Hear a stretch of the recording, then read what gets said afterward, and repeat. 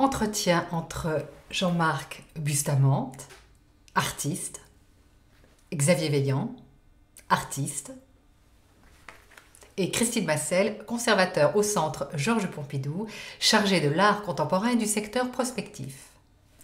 Paru dans Bustamante, collection La création contemporaine, édition Flammarion 2005, pages 168 à 170. Question de Christine Massel à Jean-Marc Bustamante.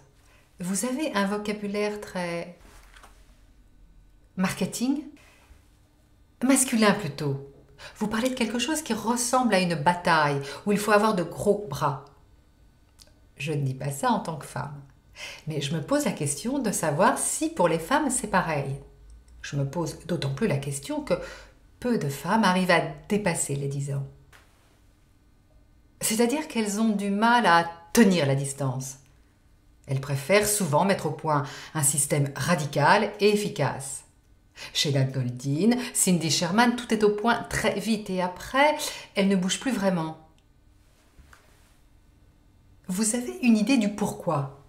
Pourquoi voit-on des hommes, je pense à Thomas Hirschhorn, à vous deux, qui travaillent dans quelque chose qui ressemble à une surénergie?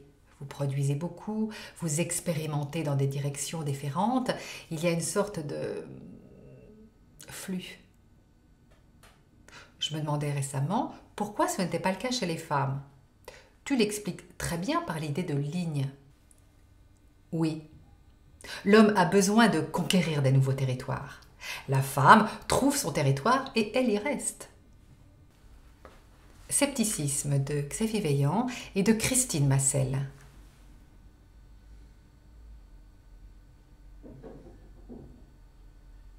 Alors que les femmes cherchent un homme veut toutes les femmes. La femme, dès qu'elle a trouvé son territoire, elle y reste. d'Agnès Martin a tracé Émine. Les hommes sont toujours à la recherche de territoires vierges. Je dois être un homme alors. Mais c'est vrai qu'il n'y a pas de dispersion chez les femmes. Les hommes prennent des risques beaucoup plus grands.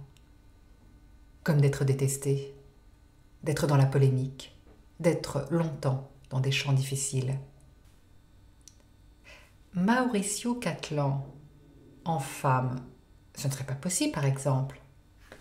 Moi j'aimerais bien qu'il y ait Carl André en femme, en constituant une figure plus autoritaire de l'artiste, en imposant des formes radicales. Elle offrirait une alternative intéressante à ces femmes artistes qui se retranchent dans la case sociale où on veut bien les voir. Vous confirmez mes pires soupçons. Ça me déprime. Aujourd'hui, je fais une exposition où il n'y a pas de femmes pour cette raison. Je n'ai trouvé aucune femme à confronter aux autres artistes. Je préfère ne pas en mettre que de respecter des quotas.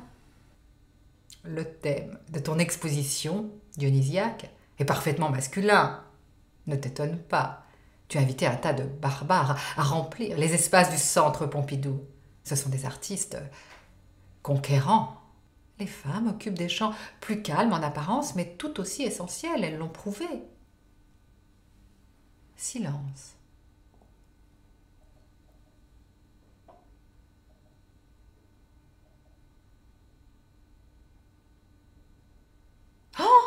Et Louise Bourgeois, où est-elle là-dedans?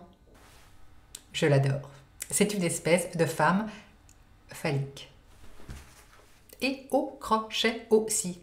Il y a 15 ans, il y a une sorte de syndrome Louise Bourgeois. Des petites chansons, des dessins, de grandes sculptures et du crochet.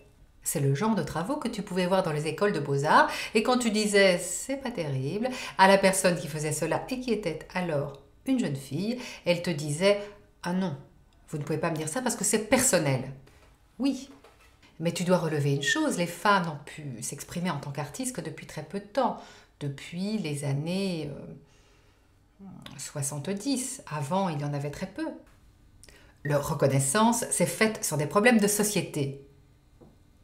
Il y avait un sujet dans leur travail. Moi, chez les hommes, il n'y a pas vraiment de sujet dans le travail de Xavier ou dans le mien. Le sujet de leur libération a pris le dessus. Une artiste qui est exemplaire, c'est Rosemary Trockel. Ses premiers travaux avaient à voir avec le tricot, puis petit à petit, la forme s'est complexifiée pour devenir majeure aujourd'hui. Il lui reste à conquérir une vraie forme. À quand des artistes femmes formalistes? Laissons là les femmes.